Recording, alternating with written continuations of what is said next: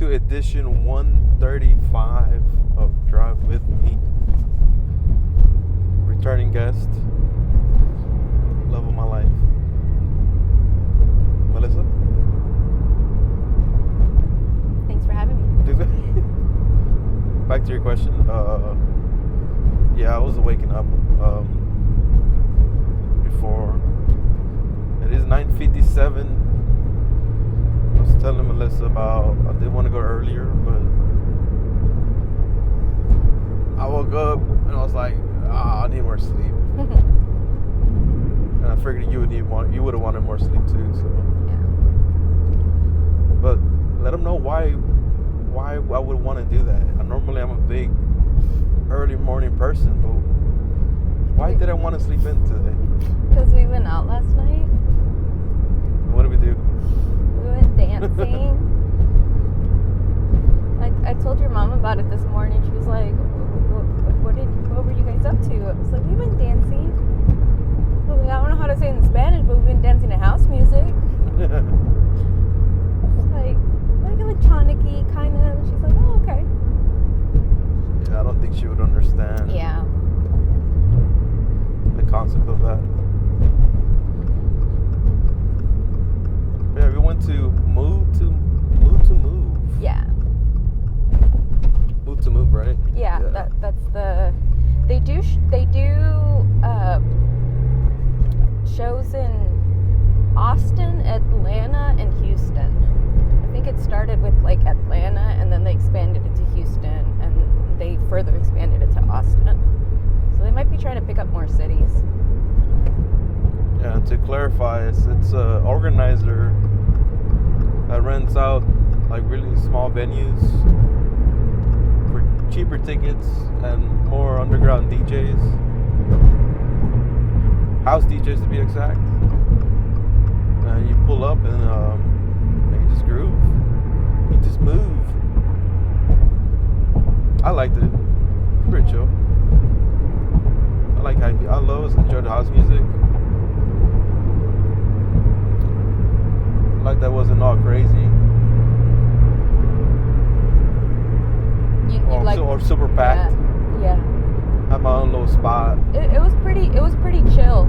I think it was a little bit more upbeat, maybe way more crowded when I went to the last one. But it was, I keep saying I'm pretty sure it was at Numbers because I met somebody else that had also been to the last one at Numbers, and yeah, it was just more hype, I guess, over there. Because it's also... Well, Numbers is popular. Like, it's an actual... That's what I was going to say. It's like club, properly... Right? It's an actual club, right? Yeah. Yeah. It's like properly popular, so... Yeah, this venue felt a little bit smaller in comparison. A lot more chill. This venue, yeah, from what I researched, this venue, which was Preston Theater for the Houstonians, like anyone can rent it. Like, oh, really? Yeah, and like I saw people do classes there, Zumba classes, dance classes. Just like it's a theater anyone can use. It's a pretty good spot, actually. Yeah, it was decent. I enjoyed it.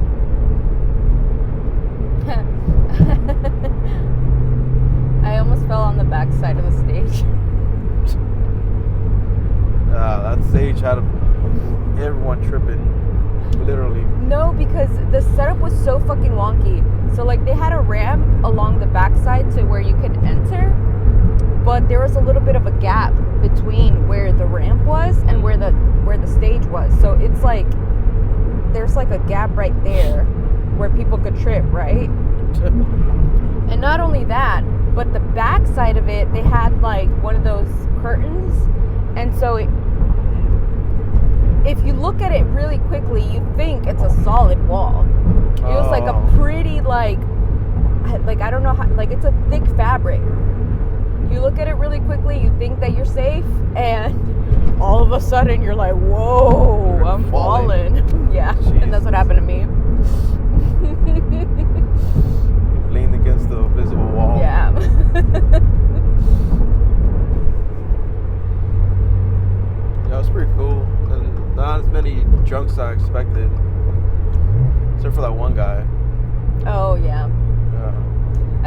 soon as I swooped in, he was like, yeah, this isn't the move. He's like, it's my first time here. In Spanish. Oh, really? Yeah. I'm like, cool, man. He's like, how's the movement? I'm like, it's pretty chill, man. It's kind of this what you're gonna hear all night. He's like, all right, cool. And then like maybe a few minutes later, and the way he just tapped my shoulder, I was like, man. At first he was tapping, and I kind of backed away. Like I was like, why you touch me, man? And they could tell he wanted to tell me something, but. Yeah, the last thing he told me was all like, so how's it work with the women? Like, do you go up to them and come to you? I'm like, you gotta go up to them, bro. Oh man. I was like, like first off, like you ain't like that. It was not good, disrespect, but it wasn't this tall hunk of a man that could be chosen. You know what I mean? Like, oh man. So nah, bro, you gotta go in there. I think it would have been a lot easier at the other spot too, because if it didn't feel like as much intermingling between groups at this spot. It was like pretty much everybody kept to their own. I did get acquainted with some of the girls, but it would be groups of girls, so I would just go up to them and be like, hey, what's your guys' names? Like I feel like it's really easy. You do it. I didn't think in that sense. I didn't think that would be the situation where you could ask people's names, because it was loud enough with my earplugs in. Oh no, I got multiple girls' names. I even exchanged Instagrams with one of them. There were some pretty cool chicks. Yeah. Yeah, last thing I want to do is talk to someone there, honestly. Well, like, if I'm gonna go up dancing with a girl, I don't want to be like, I don't even know your name. No? No, I thought you just dance. Like, it's gonna be like, hey, I don't expect to talk to you after this. I'm just gonna dance. Now you getting all formal and shit. It's not like it's like popping off so like loudly that I couldn't like at least talk with them a little bit.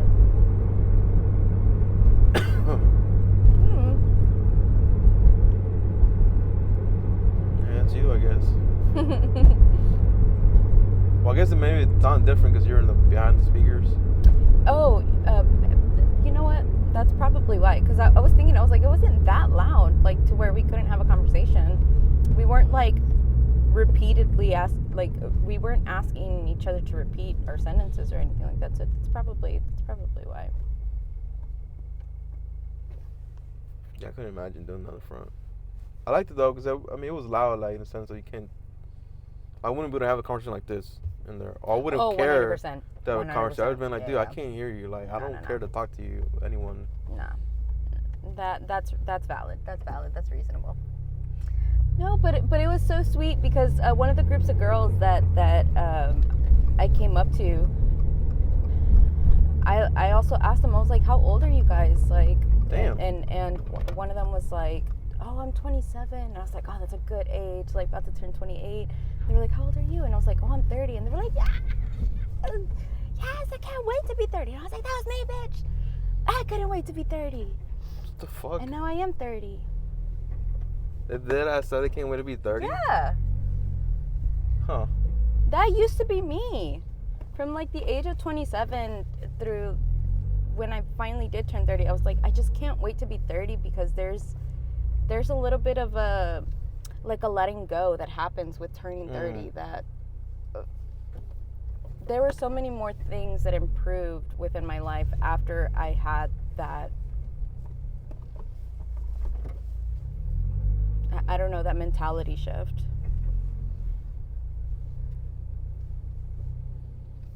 So it was cool to like meet a group of girls and be hyped up for that. You know? I'm good for them because I'm like, damn, I'm turning 30, like, fuck. Fucking A. I was hurt because I was hurt people like everything is like downhill after dirty in the sense of your body. Yeah, but And I understand now. I mean, unfortunately that is also true, and I understand that. But there was also a shift that someone, I don't remember where it came from. I don't remember who it came from. Where someone said that working out as you get older isn't for the looks, isn't for the like the clout as much as it is for injury prevention. Right. Yeah, exactly. So if you have that mentality about working out, it makes it a lot easier to do, honestly. Is ultimately why I work out in the first place. Yeah.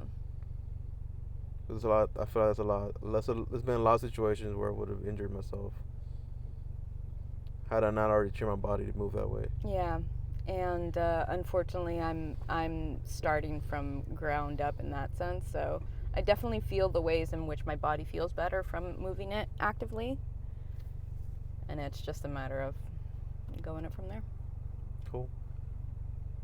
Does that want to be your last message for the video? Get up and move? Yeah, get up and move. Well, mine is get up and move, get some good sleep, watch some good movies, and eat some good food. Amen. Peace.